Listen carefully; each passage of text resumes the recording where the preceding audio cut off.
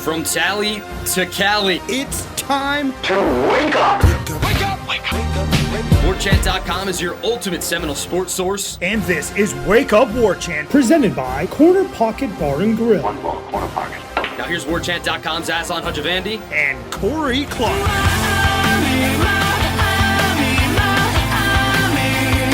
Wake up! What is up, everybody? It's Wake Up Warchant, presented by the Corner Pocket Bar and Grill. Coming up on today's show, practice observations. Birdman spotted. Is it RIP for TVD? We talked to Matt Shodell from CaneSport and the reaction to the latest edition of the college football playoff rankings. Wake Up Warchant, presented by the Corner Pocket Bar and Grill, Tallahassee, Florida. CPTallybar.com, the website, 2475 Appalachia Parkway. The physical address. Lunch specials, Monday through Friday, 11 a.m. to 3 p.m. for only $8.99. On Wednesdays, it's the cheesesteak sandwich, steak or chicken. Feel free to make your choice as needed. The photo's got beautiful curly fries next to it, Corey. I know you're not a potato guy, not a big potato guy, but I assume Steph has dabbled in the curly fries once or twice at the CP? No, I eat the straight fries all the time, Ooh. and I love the straight fries. The curly fries are good too, but their straight fries are straight fire. Dare I say some of the straight fire. The straight fries are straight fire, so that's where I dabble. I'm sure the curly fries are curly fire, but I don't really mess with curly fries too much. But the straight fries are really good. Also, get a little barbecue sauce sometimes and dip it in there. Nice. I like it. Come on out, 5 o'clock on Friday to the Corner Pocket Bar and Grill for a live happy hour meet and greet with the Warchant crew. Jeff Cameron, Corey Clark, Tom Lang. Potential cameo appearances by Gene Williams and myself. But definitely Corey, Jeff, Tom, hang out with them. And there will be a competition for closest score. Is that what you guys do? Like you pick the final score prediction? Yeah, and then the final score prediction. I feel like we sent out the 2 gift cards. We didn't hear back. So I'm assuming the 2 people that won the last 2 times we did it received their gift cards. So hopefully they've already used them. Okay.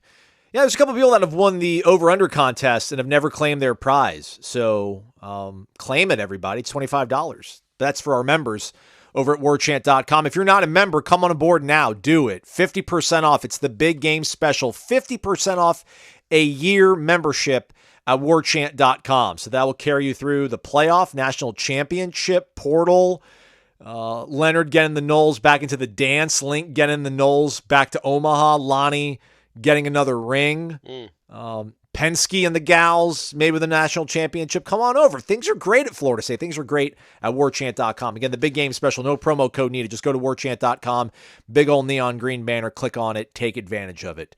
Come home. 5-star rating review, thumbs up, please, as well. Corey, let's talk about practice on Tuesday, but let's use the synergy that only you and I have because our timing is just impeccable. I get there and I watch period 3, and then you're already perched up atop Dick Hauser Stadium to watch them go live during period 4. Although I think they stayed inside. They stayed inside a good bit on Tuesday. And I think that's because, is it because, I don't know what, paranoia sounds derogatory, derisive. But there's really no reason to be inside. You're playing on grass inside your home stadium. You haven't really done this all year long. So is it Miami's just that much of a scoundrel? They're that much more likely to spy on a practice? Or is it this is just that much more of a tough opponent, so you want to safeguard against everything? Like, they didn't do this against Clemson. They didn't do this against Duke. I found that interesting. Yeah, I didn't even think about it. Okay. I don't know why they did it. They have had practices this year where they've all been indoors. Not usually when it's a beautiful day. But yeah, no, I don't know. I don't know why they did it. All you, Jim Harbaugh, ruining the sport. All right. What do you think? Like, they think Miami has like drones overhead or something? No, but just somebody could hang out on that bridge near stadium. Oh, right. I mean, somebody could sneak into Hauser and hang around there or something. I mean, if you really wanted to, God bless Miss Carroll, but not quite, Secret Service out there. But she did shirk somebody away. It was funny. Nice enough fella. And he kept asking her questions, and she was very politely answering them. She goes, I'm sorry, can't let you in. It's closed.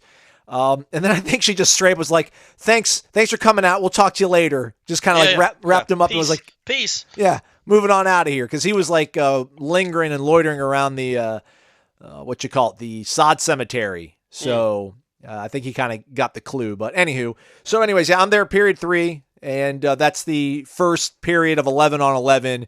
And the first play, well, I guess we could maybe not call it a sack, but the offense did not move the ball at all. Constant pressure down Jordan Travis's neck of the woods. Nobody was open downfield either. The defense won. Very next play, big run by none other than CJ Campbell. So shout out to you, Jimbo11, who was asking about CJ Campbell's usage the other day. Yeah. Huge run.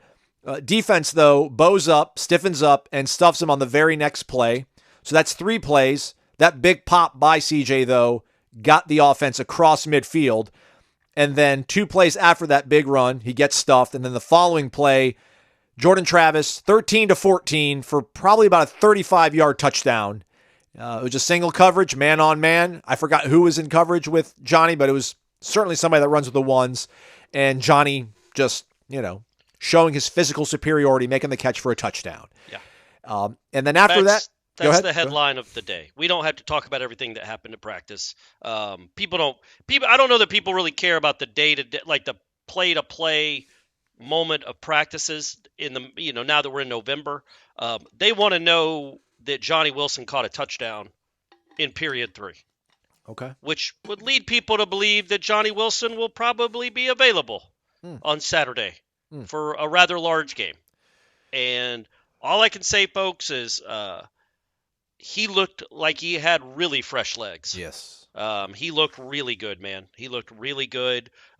He's you don't see him for a couple of weeks, and then you see him out there with Noles trying to cover him. And I'm not acting like he's the best receiver that's ever lived. I'm just saying a 6'7" guy that moves like that. He always gets 2 steps on everyone. And the one-on-ones they did, he got open deep every route he ran against, the best that Florida State's got. And you just forget you shouldn't, maybe you don't, that he is just really hard to run with because he is so quick for that size, and he is a matchup nightmare, and he looked, let's just say, very healthy and prepared and ready to go for Saturday. Well said. So from that point on, they flip field in that 11-11 period 3 situation. And I stayed on that side, but then the offense was going towards the opposite end zone. And I didn't catch it, but I did see Keziah Holmes busted off a huge run, and then Tate Rodemaker finish it off with a touchdown pass in the back of the end zone. Don't know to who, but the second-team offense also looked quite crisp. Again, big play by Keziah Holmes getting the ball down the field for that second-team offense. So period 3 looked really sharp. I went outside to start filming or getting ready to film period 5, but they stayed inside for period 4. I think they were doing a little bit. Usually period 4 is like an inside run drill, period rather. Like they're just focusing on running power schemes between the tackles. But they were doing more than that, which is nothing I don't think I've remember seeing this season. So all stones being turned over to be ready for this matchup that we're all excited about. Anything else? I know you don't want to maybe go blow by blow, but if you're a member of warchant.com, you can read all of the observations from Corey Clark over on the Tribal Council, as well as warchant.com right there on the front page. But anything else worth sharing from practice on Tuesday that you like seeing, Corey, or hearing from Coach? Or we didn't get a lot of questions in with Coach, and I'm guilty too, but I don't know what I could have asked him. But it was like 3.5 minutes. Did just nobody ask a question? He was like, all right, I'm out of here. Thanks, guys. Bye. Yeah, I think it's he's obviously one of the most accessible coaches in the country, and it's like, man, we got him for 30 yesterday, and we always got to tread lightly when it comes to injury questions. So what were we going to ask him? Like those Tuesdays are always hard because we just talked to him, we watched a 2-hour practice, and what has happened in the last 24 hours that we would ask him about that we didn't get a chance to ask him the day before. So like, you know what I mean? Like, right, I think it should, so I don't think it's like, maybe it was just, we ran out of things to ask him because we asked, he talked for 25, 30 minutes on Monday. But yeah, no, I thought practice wise, I thought there was a cool moment. It's not a cool moment. I don't know if that's the correct term for it, but there was a play in scout team where Jaheim Bell got open deep. Maybe didn't read it correctly or didn't make the right adjustment on the ball that Norvell would have liked to have seen. In Norvell, it's just the way the guy is wired. Like obviously he loves Jaheim and he's been a big part of this offense. And it's a scout team play on a Tuesday. But he starts, not berating them, but, just basically saying, make a play, like screaming, make a play. You've got to make that play. Like he was not happy with the kid. It's just that standard that he always has about, especially with a guy like Jaheim, that, man, that's the great ones make that play. And I know you can say, well, it's a Tuesday, who cares? But his standard is his standard, and he wants to see you make that play on a Tuesday just like he would want you to see him make it on a Saturday. And the guy you see on the sidelines on Saturday, it's another reminder that he's never turned off. It's always like he's always harping on stuff like that from start to finish of every practice. And he's hardest on his best guys, right? Don't you think? Like he goes at if Johnny, Keon, Jordan, if they make him he doesn't really scream at Jordan in practice, but all these other guys, he has no problem telling them what he thinks of them in that moment, not of them as a person, but of that effort or of that play. He lets his disdain be known, but I think they love playing for him. I really do. Have you seen the cinematic recap that Florida State put out? I don't watch them, Corey. It just makes me feel envious I don't have that access, and then I feel jealous, and then I don't do. I don't do. Okay, I like that. It's a good. It's like I don't listen to headlines because I know I'm just going to steal ideas from you guys. Right. We can't have that. So I like that I get to say things twice, but it's brand new to you. But you don't, do you? Maybe do I need to listen to headlines so I can keep you away from things you already discussed? Oh, no, I don't. I think there. I don't. I mean, I know there's a crossover of audience. I know people listen to both, but no, man. I think I can only say so many things, so there might be some overlap. Oh. I can't be original all the time, folks. But anyway, in that cinematic recap, after the Trey Benson touchdown run, it's a really cool moment, I think. And maybe I don't know. I think it's a snapshot of what this team is, but I might be overselling it. When Trey Benson is running into the end zone for a touchdown, there is a shot of Norvell on the sideline running with him. And then Ja'Kai, who I think might have been in on the play, if not, he had just come off the field. He's sprinting down the sideline with Norvell, and he turns around and goes, "I love you, man. I love you," and tries to bear hug Norvell. And then they dap up. And it's like, man, that's a really cool thing. Yeah.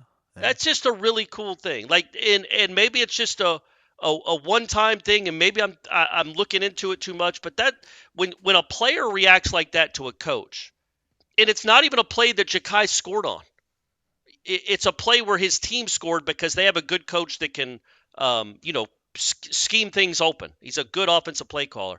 It's cool that the players, at least that player, but I know he's not alone, think highly of that coach.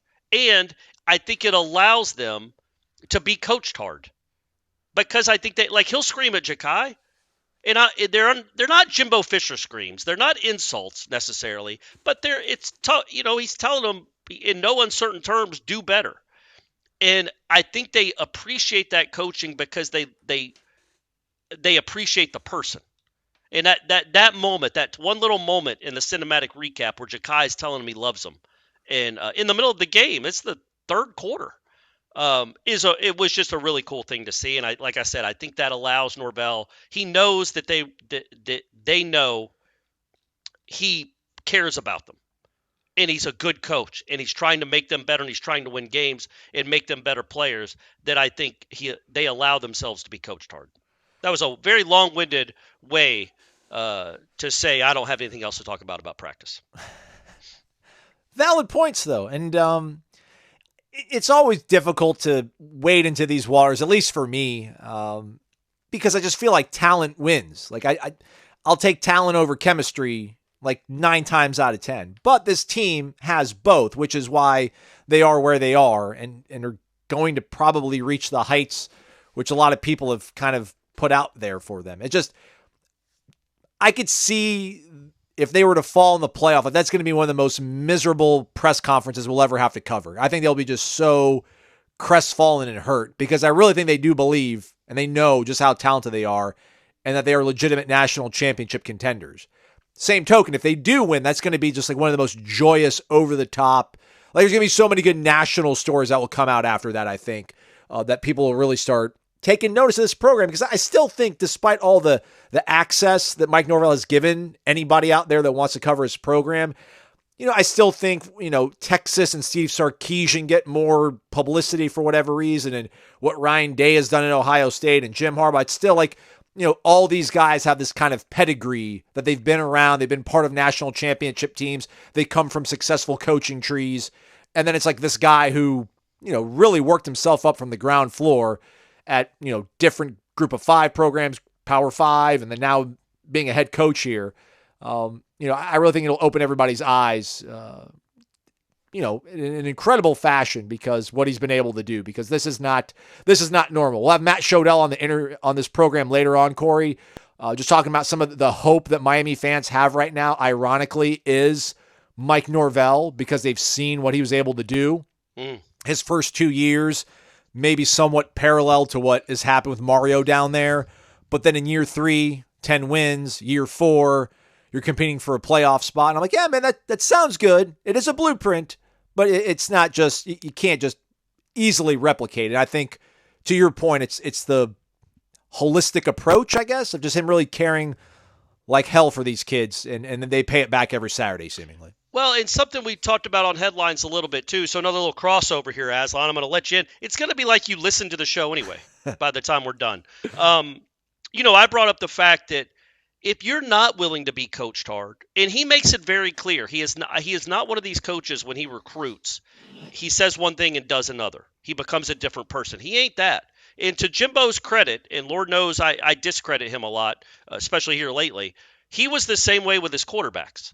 Like, he would tell his quarterbacks, look, man, I'm going to coach you really hard. You're not going to like me.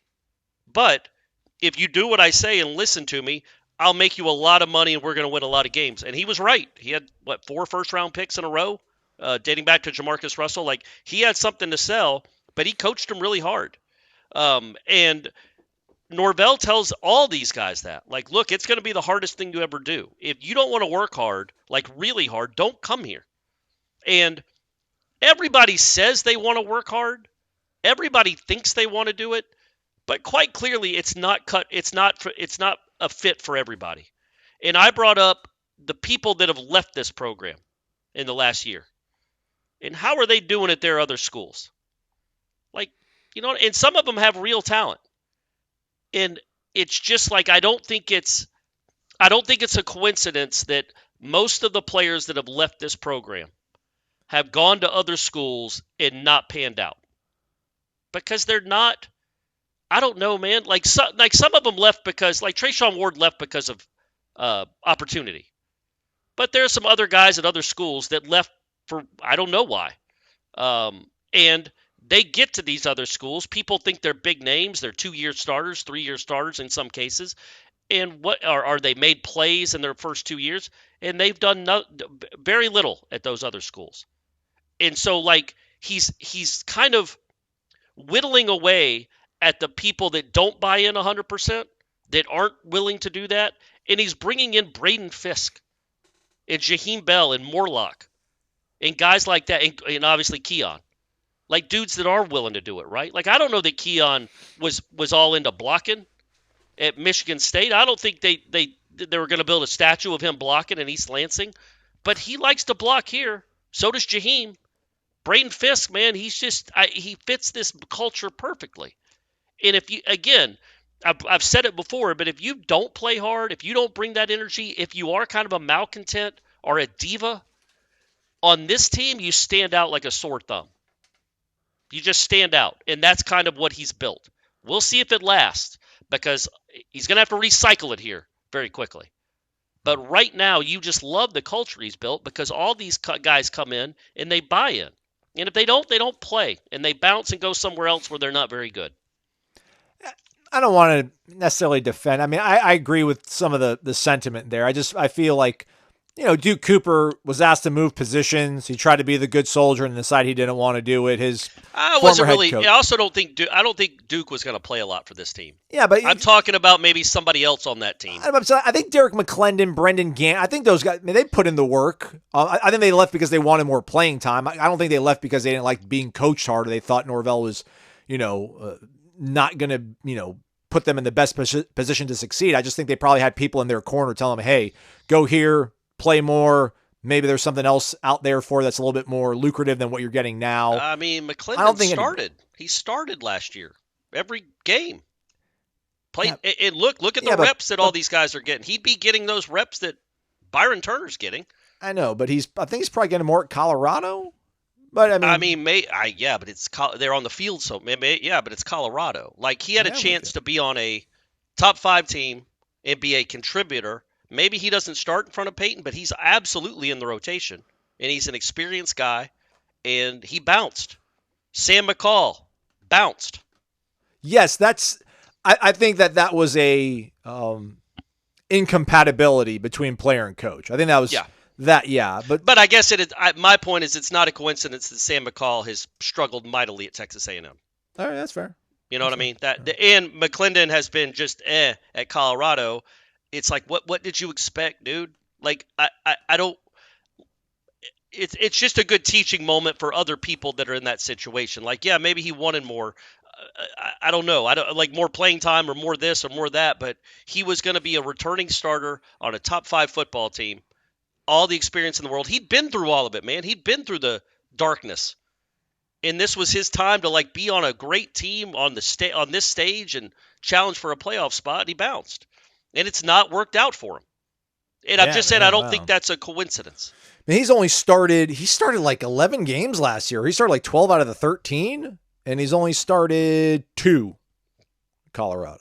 Yeah, I mean, he would have been a nice piece on this defense, man. Yeah, he was he was a decent player. I like Derek, but he left.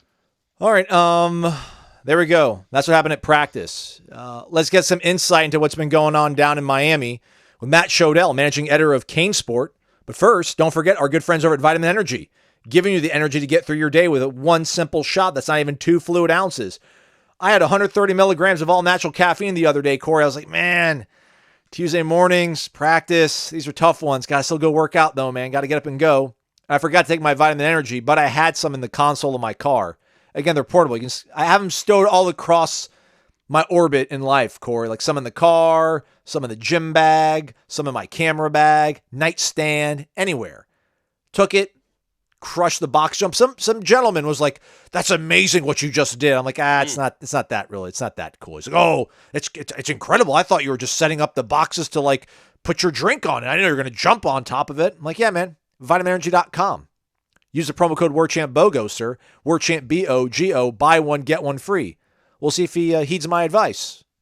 Who knows? You should heed my advice, everybody. VitaminEnergy.com. It's energy with benefits. Shake it and take it. VitaminEnergy.com. Promo code is WarChampBOGO, BOGO. Let's talk Canes right after this. Welcome back into Wake Up Warchant, presented by the Corner Pocket Bar and Grill. As advertised, we got a Miami insider with us. We got CaneSport managing editor Matt Shodell joining us. Matt, you've been in the game for a minute. I remember even back in the Rivals days, like when I don't want to age you, but like when I was in school, I feel like you were covering the Canes, man. You've seen it all. How are things? Yeah, I don't think we're still allowed to say the word Rivals. And sorry. You know, it's nice your show's called Wake Up Warchant, because I think a lot of Miami fans would hope that the Miami program will wake up at some point. You guys better hope it's not this weekend. Not bullish these days down there in Coral Gables. I mean, you know, most people ask how I'm doing. I say not very good. You know, it's not fun covering a team that's had one 10-win season since 2003. You guys were there, right? You know what it was like. Mike Norvell's first 2 seasons are basically where Mario Cristobal's first 2 seasons are. And the only hope we have right now, sadly enough, comes from Mike Norvell, because after those first 2 awful seasons, he won 10 games, and now you guys are going to start 9-1. So that's pretty good. Yeah, I mean, it's a blueprint. I don't know how easy it is to follow. I'm sure you missed the starting 9-1. It was a joke, but yeah. Well, hey, Matt. I mean, I don't know how much we know about quarterback, but can you answer me this? Where has Jacurri been amidst everything that's gone on at the quarterback position? Obviously, we know Tyler was injured, and then Emory Williams is the guy who stepped in and knocked off Clemson for the Canes. But it sounds like maybe the page could be turning on Tyler Van Dyke, which sounds crazy because this kid was legitimately a first-round projected NFL pick 2 years ago. Where's Miami at right now at the quarterback spot, do you think, Matt? Yeah, it's not a very good place. Tyler I don't know how much Florida State fans know about Tyler's history, but 2 years ago, he took over for Derek King and was the ACC Offensive Rookie of the Year, and he was amazing. And then entering his second year, he was projected, like you said, as a first-round NFL potential pick, and he just struggled to start the season, then had a couple of really good games, and then he got hurt and basically was out for the rest of the year last year. And then this year starts, and he throws, I think it was 5 touchdowns against Texas A&M, almost 400 yards. Everyone's all excited again. And then the last 4 games he's played, he's throwing 10 interceptions, lost a fumble, should have probably thrown one other interception that was dropped. And Miami fans don't want to see Tyler Van Dyke anymore. They are done with him. The inconsistency of the last 2 years of his play in particular, when you have a really good offensive line this year, a really good running back situation, a defense that's playing probably the best we've seen here in a while, it makes fans just basically blame one guy, and that guy is Tyler Van Dyke. Now, if Florida State wasn't 9-0 and ranked number 4 in the country, I would say it's more likely that you would see a different quarterback starting in this game.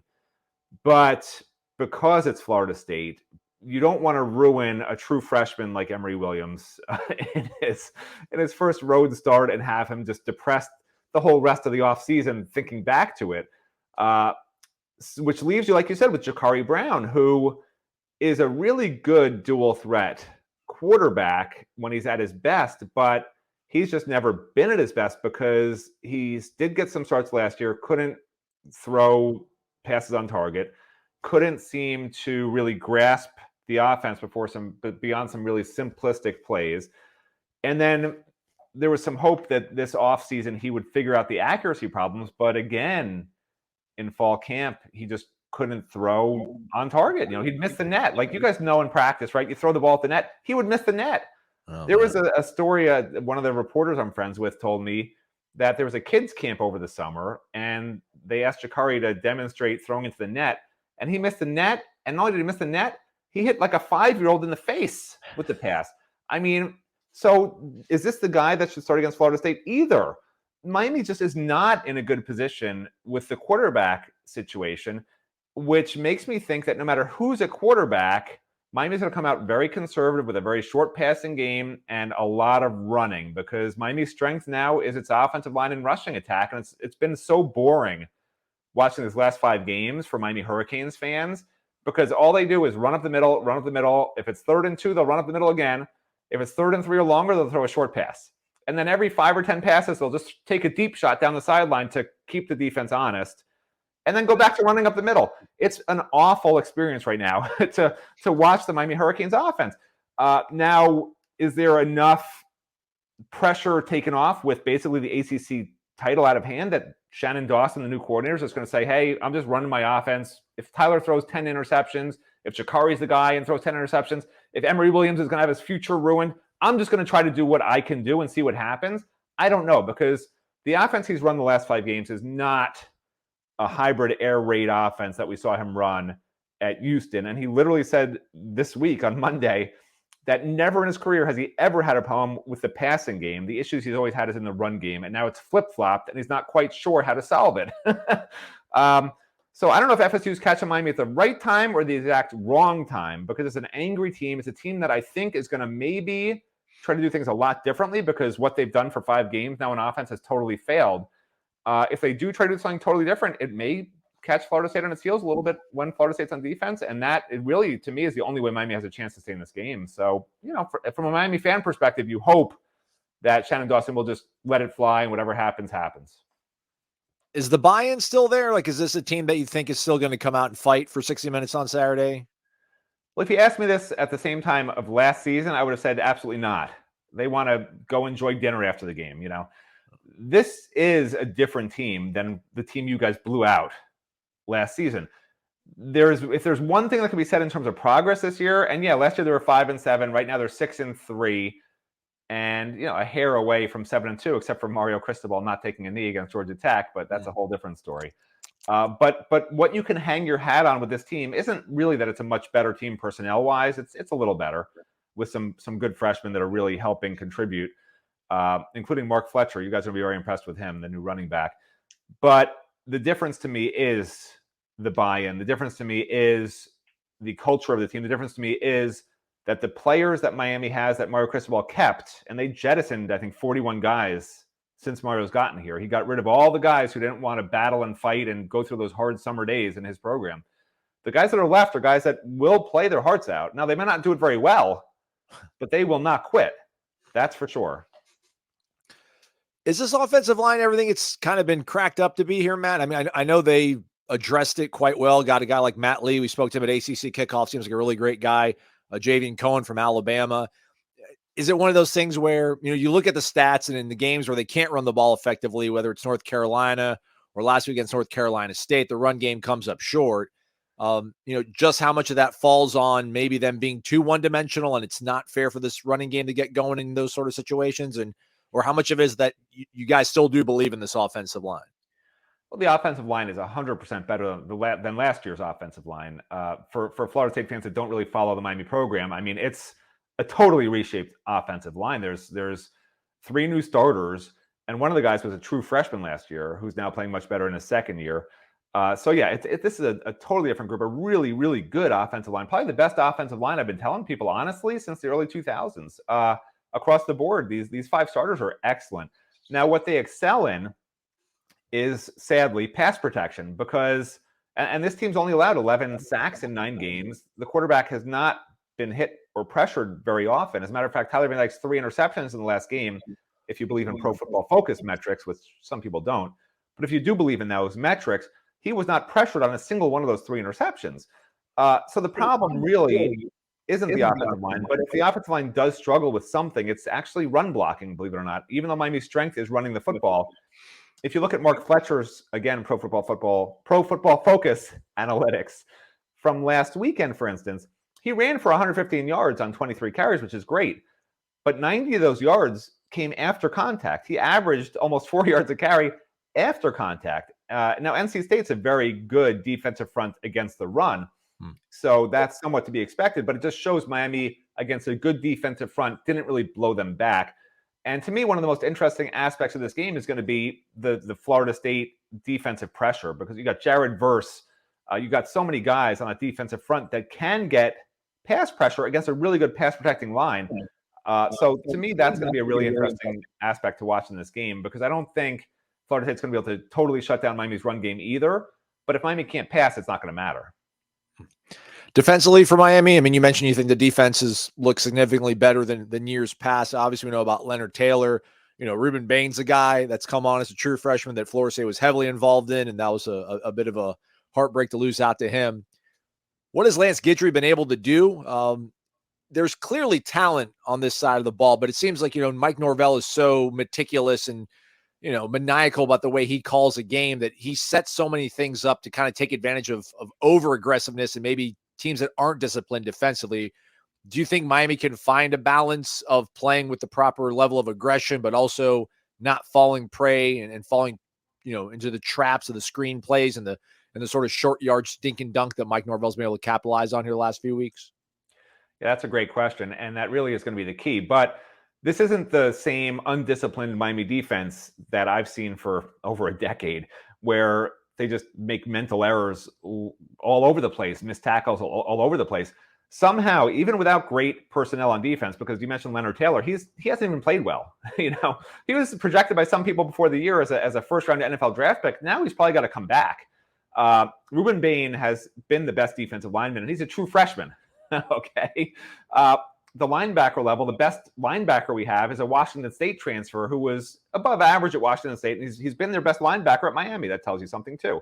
In the secondary, the corners are just okay in coverage, nothing special, and they have 2 really great safeties in Cam Kinchens and James Williams. James Williams in particular is probably the best player on defense right now, playing to me at an All-American level or close to it.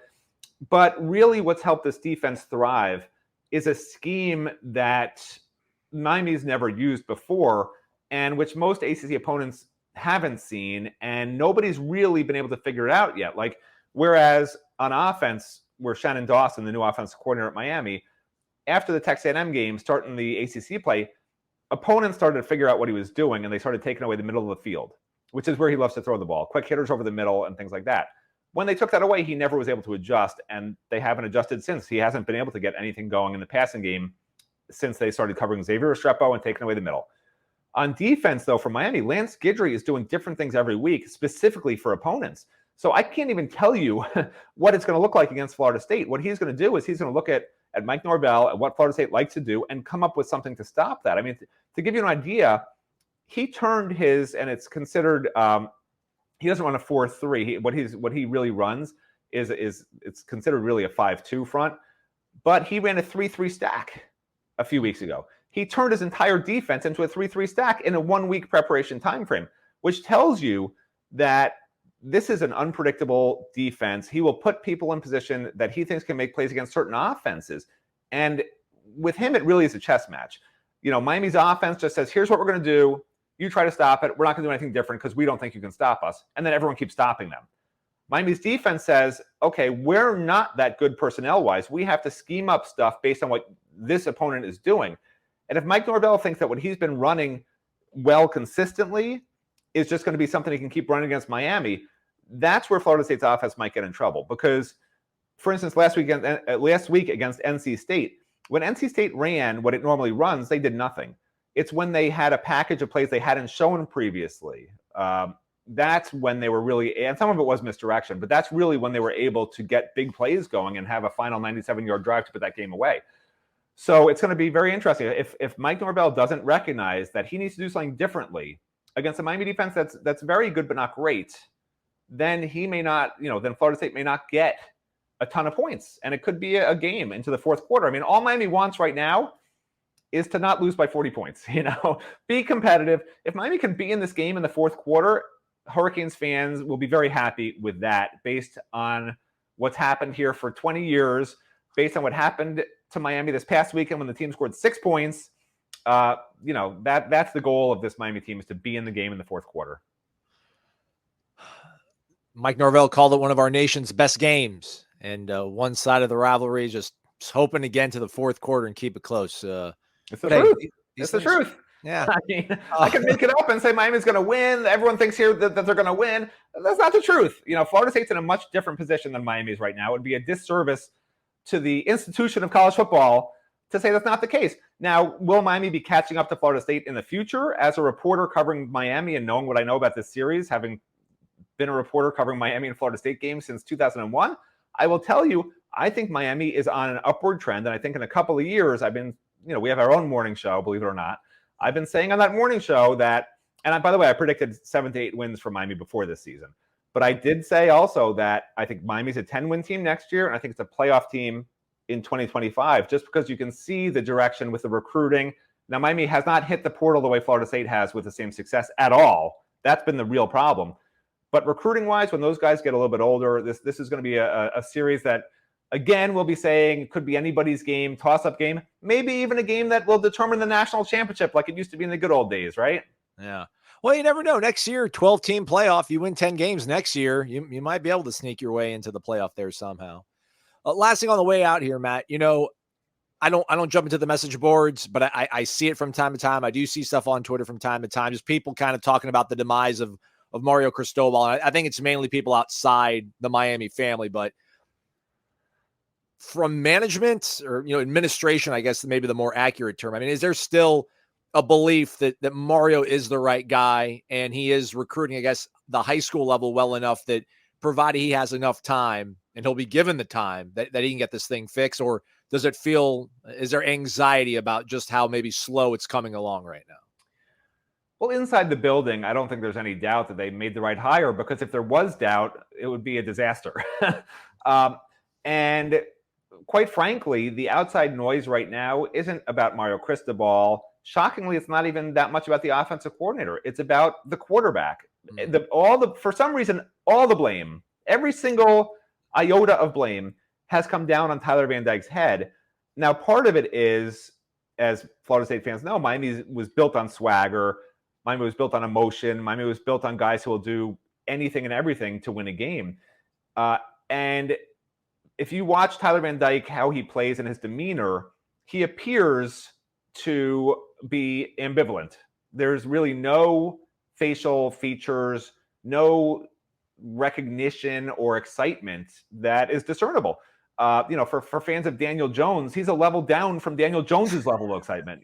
I mean, It's just this placid, almost I know, but if he was yoga-like. throwing touchdowns, nobody would care about this stuff. Correct, though, right, Matt? But if you're playing badly and you've got a yoga-like zen to you, that's not for Miami fans, man. They don't like that.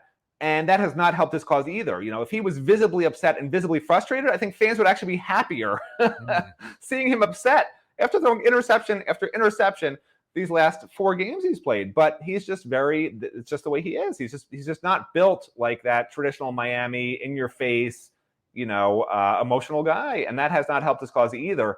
So, yeah, the quarterback, it would not shock me if Miami plays more than one quarterback against Florida State. And I'm sure Florida State's preparing for all 3 of those guys because they may see even all 3 of them.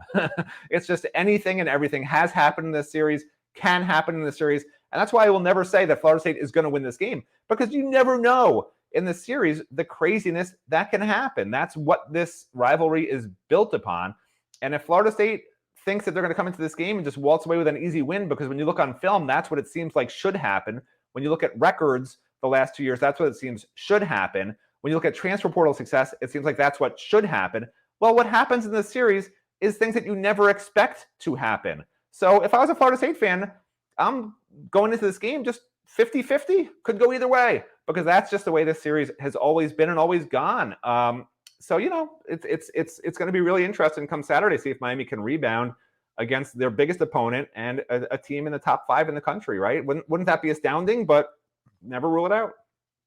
All that said, you want to give us a prediction on your way out about the score total and Florida State's win? Listen, just based on reality and based on paper, Florida State wins by 3 touchdowns.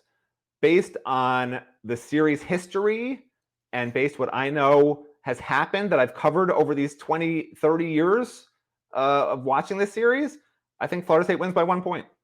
Okay. All right. There you go. Matt Shodell, managing editor of CaneSport, going out there on the limbs for us. We appreciate the heck out of it. Thanks, Matt. Sure thing. So, Corey, the biggest sort of takeaway, the 2 biggest takeaways from the interview with Matt Shodell, again, thanks to him over at CaneSport. I think we'll have either him or Gary on the Warchant Report powered by Cummins, so we'll get some even further insight into the Miami program. The 2 biggest takeaways, I think, for me were seemingly the fan base's content. I don't know, that's not the right word here. Contempt? No, yeah, that's probably the correct word. But seemingly everybody's cool with what Miami has become here other than the play of Tyler Van Dyke. Like, Tyler Van Dyke now has seemingly become the scapegoat for their struggles here of late. And I was always of the belief that, like, he was the one, that was their lone sliver of hope coming into this season, was that, like, new offensive coordinator, get him right, we'll be okay. And it played out that way for about the first 4 or 5 weeks. But now that he's been slumping, seemingly this fan base, and maybe even in some ways his coaching staff, has kind of given up on him, which to me sounds crazy because of just how much potential he had, not even 2 whole years ago. Yeah, man, it seems like there's been a fracture there. Certainly friction, but I think it the way it looked on Saturday in Raleigh, it looked like that was the end of the road. Like, it was just, that looked like a rock bottom moment. The time where he kind of sacks himself and just crumples down. There's there's nobody there. He has a pocket. He can roll to the left, and he just falls down and then takes forever to get back up. And it's like, okay, man, this is broken. And I don't know what happened. I know last year he played when he shouldn't have.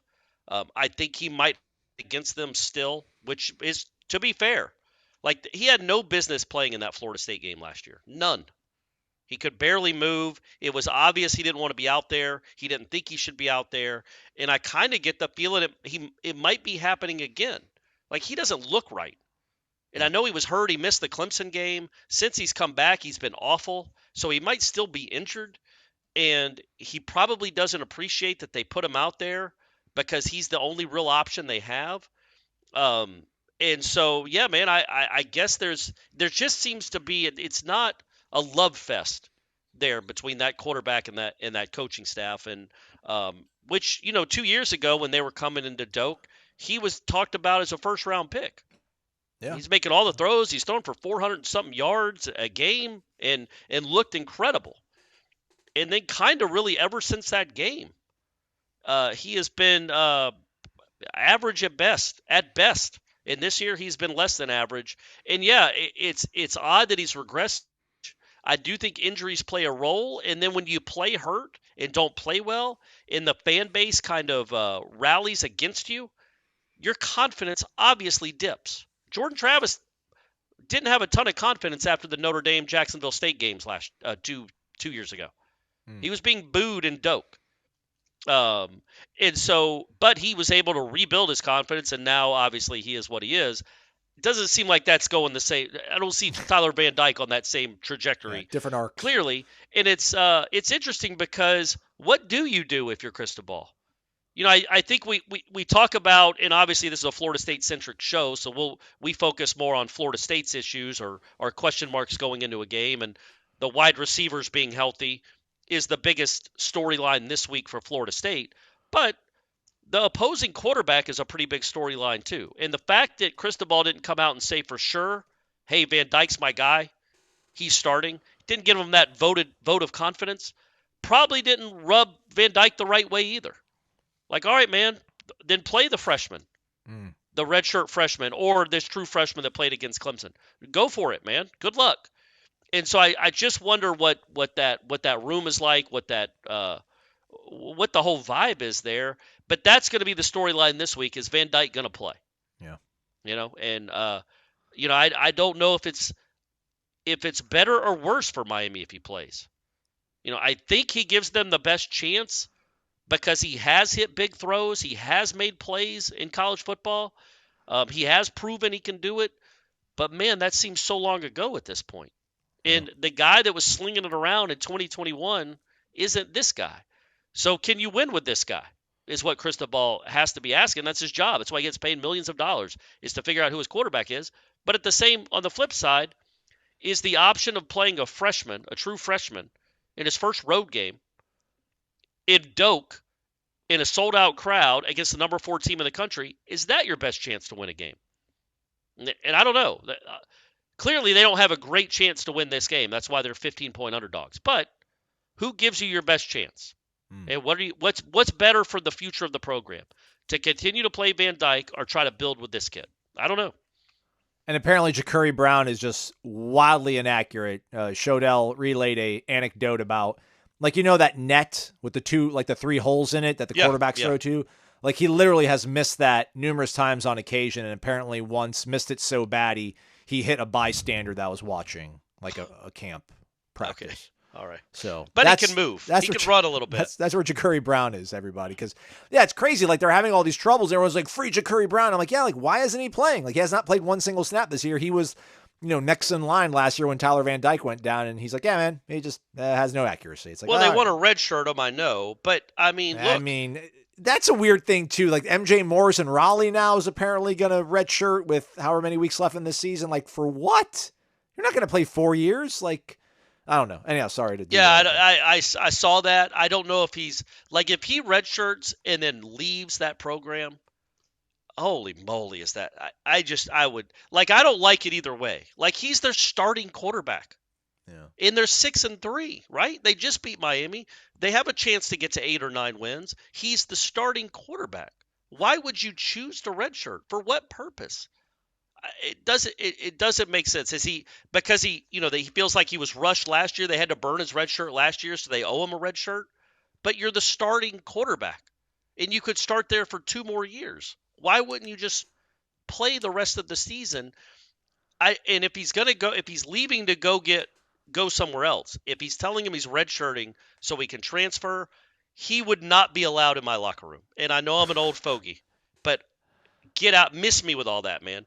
All these guys that you've been practicing. Well, how would you know? You wouldn't know until it was too late, though, right? Or are you talking about the future coach? Like, oh, you redshirted so you could put yourself on the transfer market. Like, no, I have no room for you in my program. Oh no, I absolutely but I was talking about Doran. Oh, right. Like, but I'm also talking about that. Like, I wouldn't want somebody like that in my locker room. Like, if he quit on his team with 3 games left, including, I think, a couple against rivals in a bowl game, then I would be like, man, I don't know if that's the that's the mindset I want in my locker room. I just don't need that. So that I don't know, man. It ain't like he's Russell Wilson. Yeah. It ain't like they're winning because of him. They ain't very good. Their offense is horrible. So all right, man. So I don't know if he's redshirting the NC State kid I'm talking about. I don't know if he's redshirting because he just wants 2 more years with better offense at NC State. They're bringing him more weapons, and he doesn't want to lose this year when he's going to play 3 more after this. I mean, what kind of thinking is this? Yeah. Or he wants to transfer. But obviously, Doran knows the answer. Like, that has to be a conversation. Our starting quarterback is just sitting out the rest of the season. Well, all right, are you going to be here, MJ? What? And if he says I don't know, you get like, all right, well, you're out of my locker room. Ooh. You're not around this team anymore. That would be how I handled it. But I know I'm an old fogey, and it's college football is a new and brave world out here. Yeah, they got Wake, Virginia Tech, and North Carolina. Man, North Carolina. That's the one you want to play in. Play against that defense for sure. You could actually score some points. But back to Ja'Cory Brown or who's the other kid? The kid from Milton? Emory Williams. Emory Williams. Yeah, man, I just don't know. Like, Miami's going to throw everything at this game. They certainly can't continue to run the offense they've run the last few weeks with Van Dyke. So maybe there's more wildcat with some of their really talented skill players. Maybe you play these freshmen and just try to run the ball and punt. And hopefully your run game and so you have some play action passes. If Van Dyke if his confidence is shot or he doesn't trust the coaches or he doesn't want to be out there, it's just a tough predicament to be in, man. But it's a predicament of their own making. The way they handled him last year, the fact that they had him handing off, I mean, I still go back to the Georgia Tech game. You know, that crushes a team's belief in their coaching staff. Crushes it. So maybe Van Dyke's like, I don't want to deal with this. You guys lost more games than I have for you. I don't know, man. But it's going to be fascinating what they do and how, if Van Dyke plays, how he plays. Because maybe he's like, here goes nothing. Here goes nothing. I'm going to just fling it all over the field because who cares? Let's talk playoff rankings. Ira Schoffel and myself from last night's program that is coming up next here on the program. But hey, over at mybookie.ag, there's all sorts of things going on. Live betting, live casino, future bets. It's all out there. Use the promo code WARCHANT when you go to mybookie.ag. You'll get an instant cash deposit bonus. That's pretty cool. National championship odds. Michigan plus 220, Georgia plus 260, Florida State plus 600. Okay. What was it, like plus 2,100 when it went off at the start of the season when we told everybody to get in on it? We tried. Everybody. Yeah, tried to tell you guys. We tried to tell you guys. Tomorrow we'll make our picks in our ongoing annual battle here. That'll be fun. Let's see if there's another game here to throw your way. What do you think about, is Dabo back? Clemson at home, giving out 14.5 against Brent Key and the Jackets. The Ramblin' That's a 14-point spread? 14.5 in the hook. Oh, man. Well, I don't want to give away my bets already. Oh, right. That's for tomorrow, but I will be betting on that game, and it won't be with Dabo. Not to give it away. I mean, that's a lot of points. Yeah. Georgia Tech's found something, man. Old Haynes King just slicing up defenses, running right through them. Yeah. Just throwing that out there. How about this one? What do you think about Michigan giving out 5 in Happy Valley against Penn State? Yeah, man, until Franklin proves he can win one of these games, I'm not betting on his team. So I would stay away from that one, but if I was going to bet, it would be taking Michigan, giving away the points. All right, there you go. Tomorrow, though, it's when the rubber meets the road. The real picks are made. Mm-hmm. MyBookie.ag, use that promo code WARCHANT. Ira Schoffel, myself, Gene Williams, others discussing Florida State's position in the college football playoff from last night. Coming up right after this. Top 6 will be revealed here shortly. I think it's going to hold serve. I cannot imagine Florida State would get jumped by Washington. I'm not going to lose my mind over it, but I would not be all that excited. But I still think it's probably going to be Oregon, Washington, then we'll go Florida State. Oregon at number 6. Are they? All right, so there we go. The number one-loss team in the country. They lost to Washington, but it was in Husky Stadium, and everyone seemingly thinks that Oregon is a more complete team, seems to play both sides of the football a little bit more sound than Washington, who defensively maybe not all that stout and had some kind of ugly wins against Arizona and Arizona State and Stanford. They had, they limped the last, 4 of the last 3 weeks. I'm going to give them credit for the win against USC. I know that USC defense is nothing impressive at all, but Caleb Williams on offense always going to give you a little bit of a scare. So the fact they were able to go into the Coliseum and get that win, I still think is worth tipping your cap to. But yeah, they got the bracket up, and as you said, Ira, Oregon checking in at number 6. And we're gonna have to save our outrage for another week, Aslan. You're not gonna get my outrage. We got the Huskies at number 5. There we go. Washington number 5. Inside track of the Pac-12 championship game, where if things hold serve, they would then play again Oregon, who is, as you see, everybody or know, is number 6 here in the country.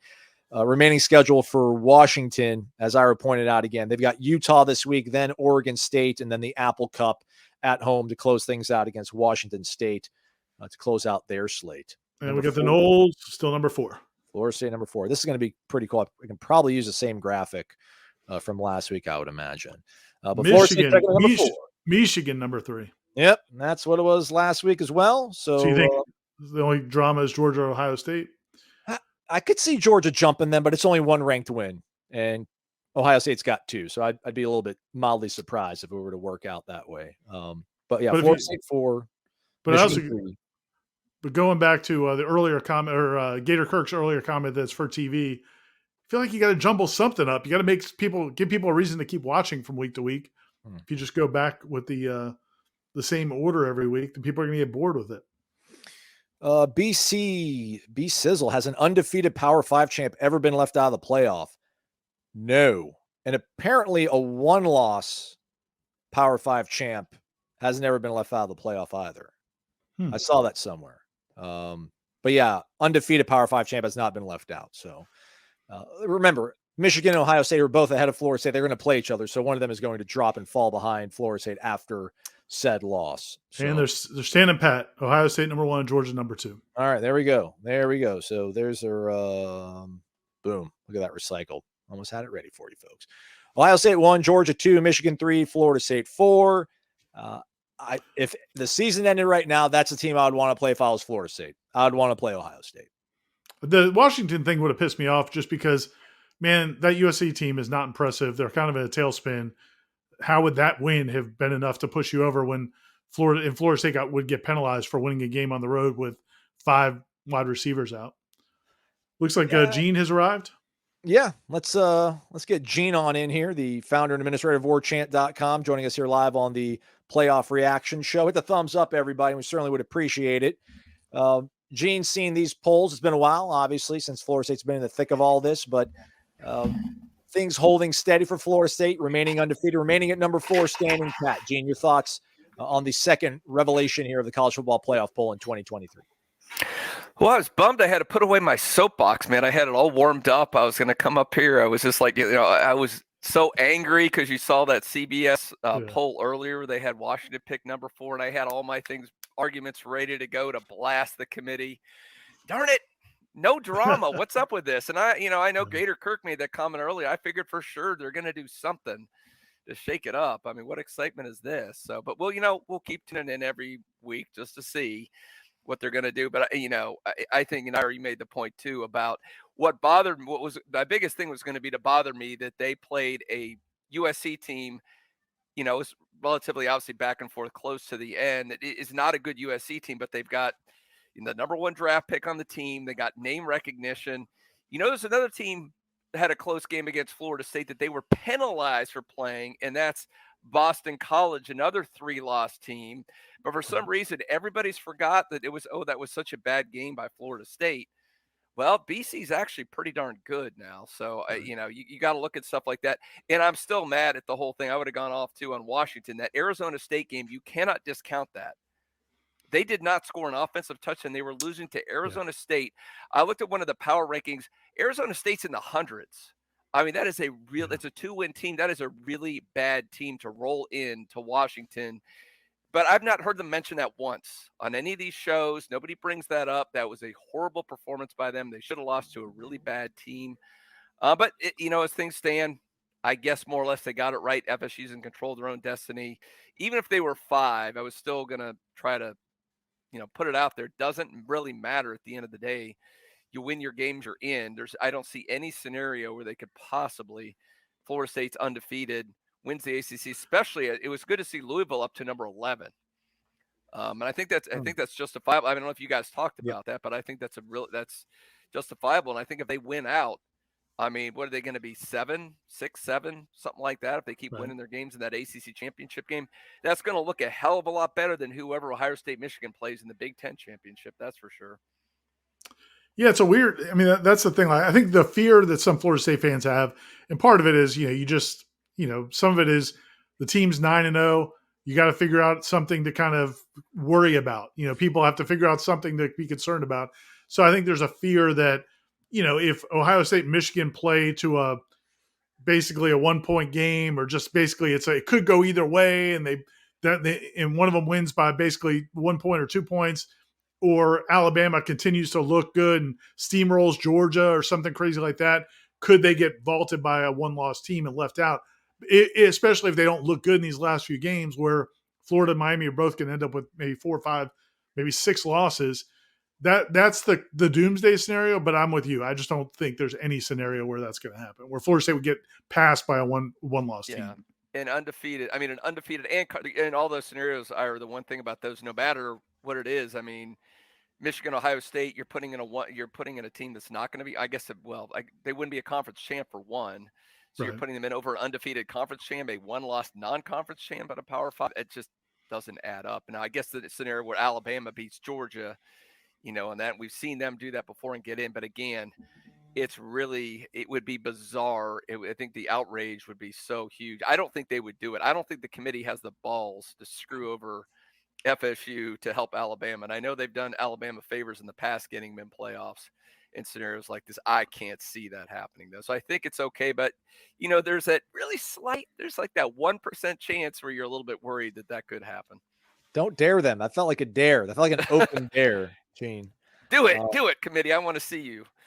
No, I don't want to see him do that. That would be awful. I think we'd go the UCF route, Ira, right, and still claim the national championship.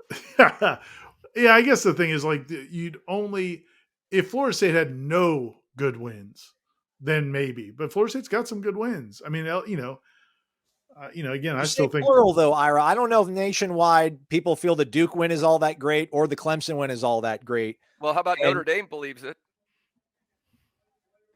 Ohio State's going to have to buy into that if they want to hang on to the Notre Dame thing. But if Michigan beats them, that kind of, renders that point moot. It's just at this point right now, Georgia and Alabama, if they're on a collision course, Georgia's going to have wins over Ole Miss, Tennessee. Both those teams are ranked in the top 15. And if they were to lose like a 1-possession game against Alabama and they'd won 28 out of their last 29 games, I mean, there's a possibility they could put both those teams in. I don't think I'd agree with it over an undefeated Power 5 champion. But again, Florida State's not going to have any kind of signature win for the last 8 weeks. So that might be that kind of door that opens ajar. Well, here's one thing I would say. Mike Norvell likes to talk about control what you can control. Beat the crap out of Miami and Florida. Get some style points. Don't muddle your way through. And just kind of, again, you can't always control that, but if you can win in convincing fashion, there's motivation to do that, because again, that just strengthens your case if you're just dismantling teams. Because look, the only reason Michigan looks good, it's not because of who they've beaten. It's because they've just destroyed these teams. They destroyed Nebraska. They destroyed Minnesota. So it's reputation. It's reputation. They've been in the playoff the last 2 years. So it's their brand and the reputation. But it's also the fact that they thrashed a bunch of these teams. That matters. I mean, I think that matters. If Florida State needs to look good in winning these games. Yeah, I guess that would be the scenario you worry about if they look bad and they muddle through and they somehow get it, and maybe open the door for something crazy to happen at the end. So I would be that. But it sounded like, Aslan, you were auditioning for the SEC network there, and I know you're playing the devil's advocate of all this SEC. It's like I got annoyed on there. Like, I forget, one of the commentators was like, when they put Missouri's ranking up and they dropped, like, they shouldn't have dropped at all. They played Georgia. It's that quality loss thing in the SEC drives me bananas. So it's just the same thing. Well, you played all these SEC teams, so you must be great. Drives me nuts. I'm sorry. I mean, we're not big on the ACC, but I mean, there's some decent teams in there. Duke's decent. BC's obviously decent. You're not going to get credit for those games, but those are, Miami. Again, it's unfortunate that, it's unfortunate that Miami's suddenly decided to go on their skid. They took a couple more weeks. They did it later than they usually do, but it looks like they're in their typical late season skid. So the game may not mean a whole lot, but yeah, if you go out and my nightmare is not nightmare, you lose, but you win 23-21 or something, and it looks sloppy, and people go, that's a horrible Miami team. And suddenly, it opens the door for the conversation. Yeah. That's the thing to worry about.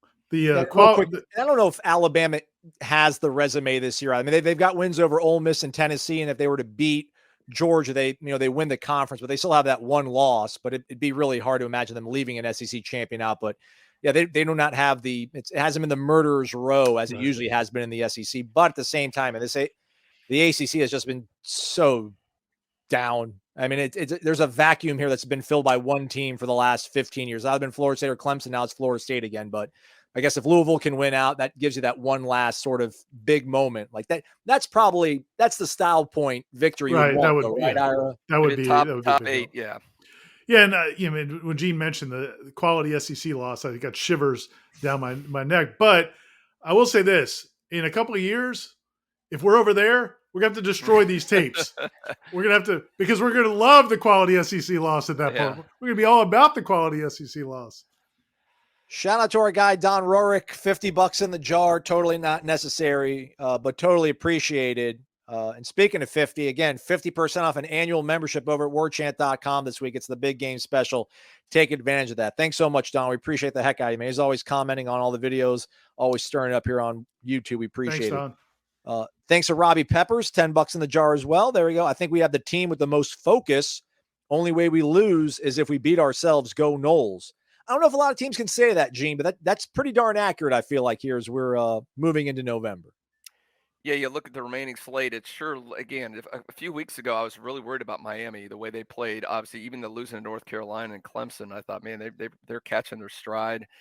But Van Dyke looks like a shell of him former self. He looks awful. And then Florida, you thought, they're at least you go at home, they're really good. They're going to be tough to beat down in the swamp. And then after what I saw last week against Arkansas, it looks like they're kind of cashing it in too, and seem to have some key injuries hurting them as well. So I think you're right. I think FSU, it's hard to imagine. Now, I still don't really know how good Louisville is. I'll watch them. They're on Thursday night. Yep. Obviously they're a pretty good team. It's odd that they lost to that Pitt. I don't know how that happened, how they lost to Pitt. They turned it over a bunch. Yeah. So that might legitimately be a really good team. I don't know enough. I think we'll know more after Thursday. We'll get a better look at them. But obviously you got to be a little concerned about that. I don't think there's any doubt at this point you're playing Louisville. They'd have to lose both ACC games, I think, to open it up for somebody else. So it looks like it's FSU Louisville, and it's good for FSU.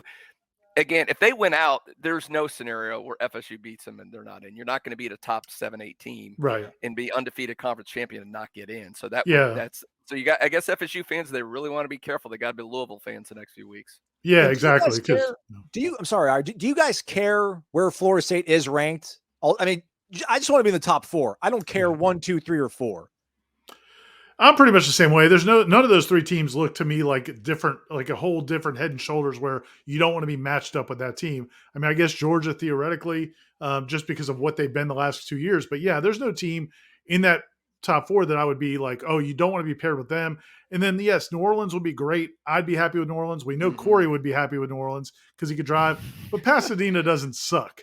So I'd be fine with that too. It does for the fans. You hear all the people, they don't like going to that stadium. Kind of the fan experience is not the best. I get it, but man, I don't think it's the end of the world. I didn't like, and I guess it depends on who you play. Like, I wouldn't want to go out there and have to play Oregon Washington out there again. You're playing a road game. Right. I don't want that. So, I mean, that I wouldn't like. Yeah. Selfishly, I think the fans. I think it's FSU's obviously been in New Orleans several times. I think it's a little easier for the logistically for the team, for the fans. Sure. So I mean, selfishly, I'd like to see that happen. In terms of who they would play, I don't know. I guess I'd like to play the Criminals.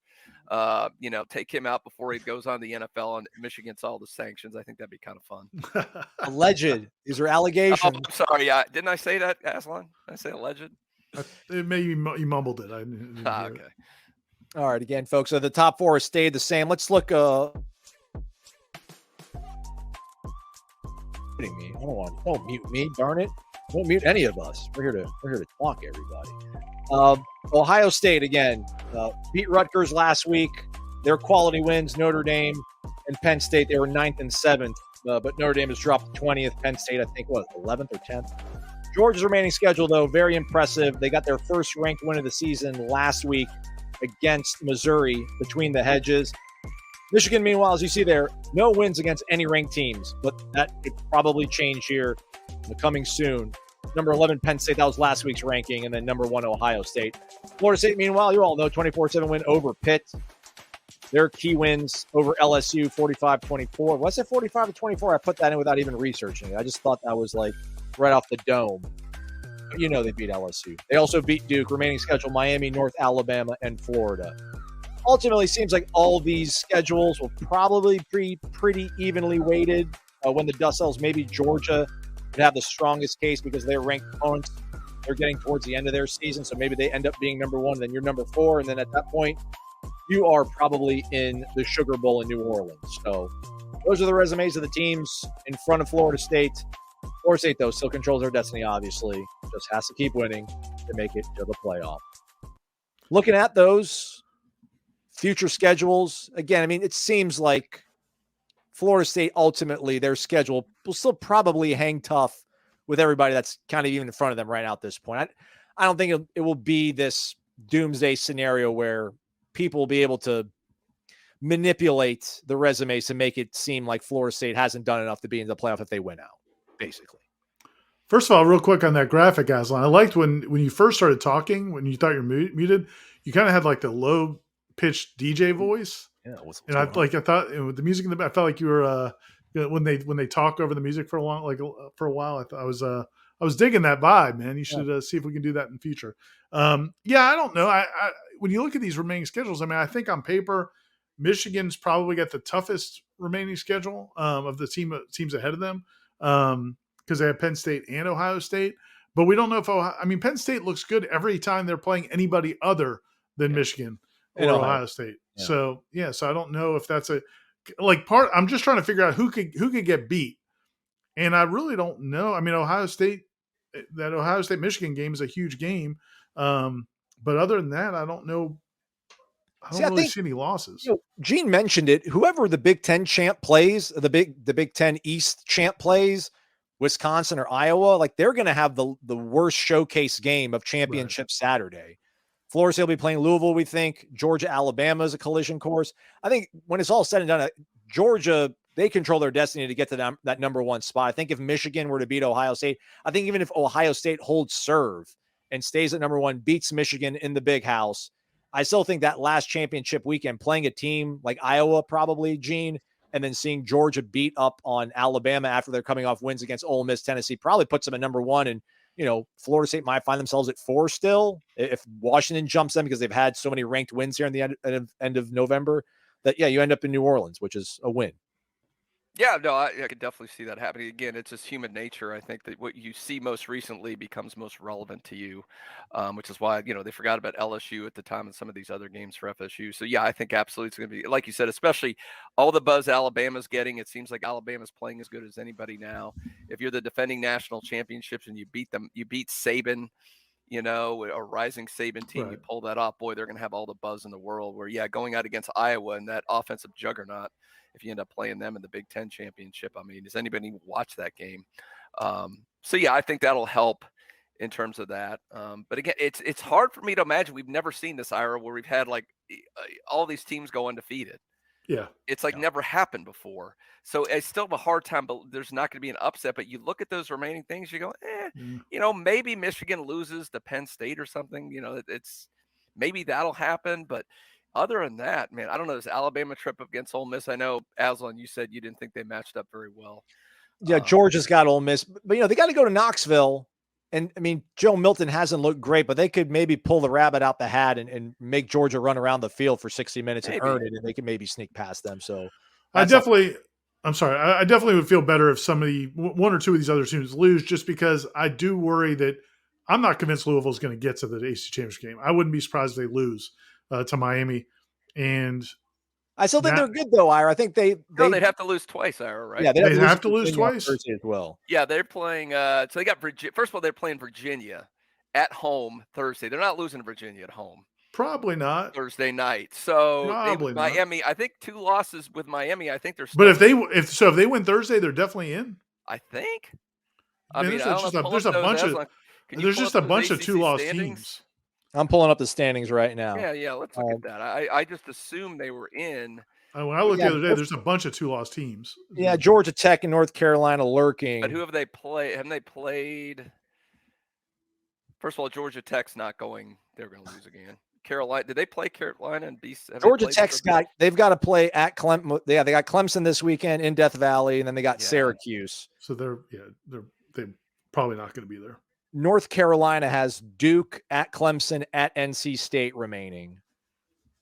And then again, as Gina's pointed out, Louisville's got Virginia this week, Thursday in Cardinal Stadium. Then they got to go at Miami. They finish their season against Kentucky. That's obviously an SEC team, so that doesn't have a lot of bearing on. So I guess Carolina would be the one, but I don't know what the higher. Okay, so I guess I didn't realize that. So I guess Carolina would be the one that might be a possibility. But I don't know what that tiebreaker would be.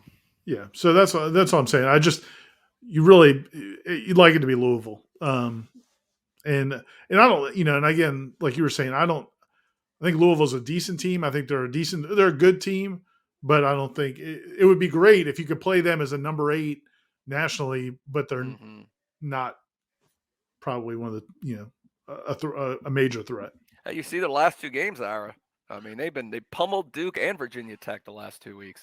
I do think, no, you're right. I do think the crowd would be awesome for Florida State if they played Louisville. I mean, I think Charlotte would be, I think it would be a huge FSU crowd if they're not playing a team from Carolina. Yep. All right, I don't think we'd want to play just hypothetically. I think you'd rather play Louisville than North Carolina, right, Ira? Because that might be the one team that could keep up in a shootout with Florida State. You get a little nervous about that. Yeah, I was kind of ambiguous, or I guess ambivalent. Ambivalent's the right word. About who they played, but no, Jeff and Corey convinced me that last week on headlines that you just don't want to play a great quarterback, and May is ostensibly a great quarterback, so that makes sense. Yeah, maybe Boston College sneaks in there. How about that? I don't want to see Castellanos again. That guy gave me headaches. So, Aslan, you pay more attention to Louisville or some of these other teams than I do. So Scott Satterfield leaving was just a great thing for them because, they wouldn't be here if he had stayed, right? Oh, clearly no. And Cincinnati fans already want to get rid of him. Which he somehow landed that job, which in some circles might be seen as like an upgrade over Louisville. Yeah. It's crazy. Yeah, Louisville's in love. I mean, Brahms went to high school in Louisville, born and raised in Louisville, played football there. So he's a good coach. Thankfully, there's not a week off between the final week of the season and that championship game because he's got a really ridiculous record, I think, coming off of a bye week. But you don't have to worry about that because he's going to play you right as soon as he turns around and plays an emotional, probably physical game against Kentucky. Right. Yeah, Florida State, that'll be their 9th straight game in Charlotte. So, that could be a little tricky for them. But again, just win. Just win. Control you can control. All right, on the way out, any last thoughts, Gene? Again, the poll has held steady here. It's still Ohio State 1, Georgia 2, Michigan 3, Florida State 4. Ohio State has a manageable game this week. Michigan's got Penn State. Georgia's got Ole Miss at home. Florida State obviously has Miami. Any sort of thoughts here as we look and turn the page past this second reveal? I said it last week, and I'm not quite as confident, but I'm going to say it again. Something wacky is going to happen the next few weeks here. Somebody's going to get upset. Something's going to throw it off because you don't have this many undefeated teams. It just has never happened. This may be the aberration and maybe the one time, but I think somebody's going to lose out of left field. It's going to throw all the stuff out of whack. It's going to get a team like Alabama and some of these one-loss teams are going to get right back in the thick of things. So Ole Miss is at Georgia? Yes. Yeah, man, that's not. Yeah, I'm not good.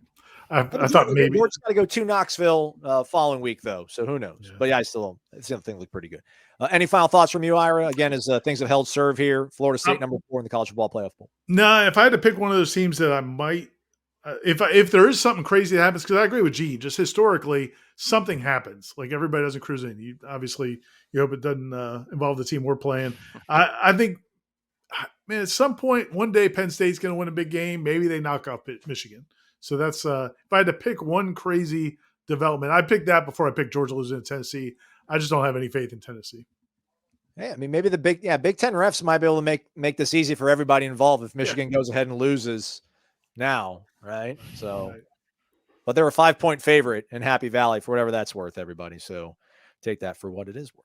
All right. Thanks for being here, everybody. We really appreciate it. Hit that thumbs up on the way out. Subscribe to warchant.com. If you don't know, now you do know. The big game special, again, 50% off your first year. If you're a first-time subscriber, no promo code needed. Just go over to warchant.com, hit that neon green banner, sign up, and save 50% off an annual membership. We got plenty of stuff going on over at warchant.com. Jeff Cameron Show coming up 1 to 3 o'clock on your Wednesday afternoon. We'll have Wake Up War Chant there for you as well. And then Thursday live show, Corey and myself, Michael Langston making a cameo too to talk about recruiting. Big recruiting weekend. All that over at warchant.com. For Gene Williams, the founder and administrator of warchant.com and managing editor Irish O'Fell, I'm Aslan Hujavani. Thanks so much for watching the warchant.com College Football Reveal. That is a wrap. Thanks for hanging tough. No, that was a long show, but hopefully you looked at the show notes and you could have jumped around and gotten to what you wanted to listen to. But thanks to Matt Shodell. Thanks to Ira. Thanks to Gene Williams. Jeff Cameron Show, 1 to 3 o'clock. And then we'll be at practice even before that. So observations, interviews, all that over at warchant.com. Subscribe to warchant.com. Take advantage, everybody. The big game special, 50% off an annual membership for first-time subscribers. I mean, you know what's all out there, hopefully. You know what we do at warchant.com. Come home. We've been waiting for you. The lights have been on this entire time, so do it. Live show Thursday, mailbag tomorrow. That'll be your Thursday show. Live show Thursday. That'll be your Friday podcast. It just don't stop, y'all. Number 4 team in the country. Let's go. Miami week. Feel it in your bones. Woo! For Corey, I'm Aslan. Thanks for listening to Wake Up Warchant, presented by the Corner Pocket Bar and Grill.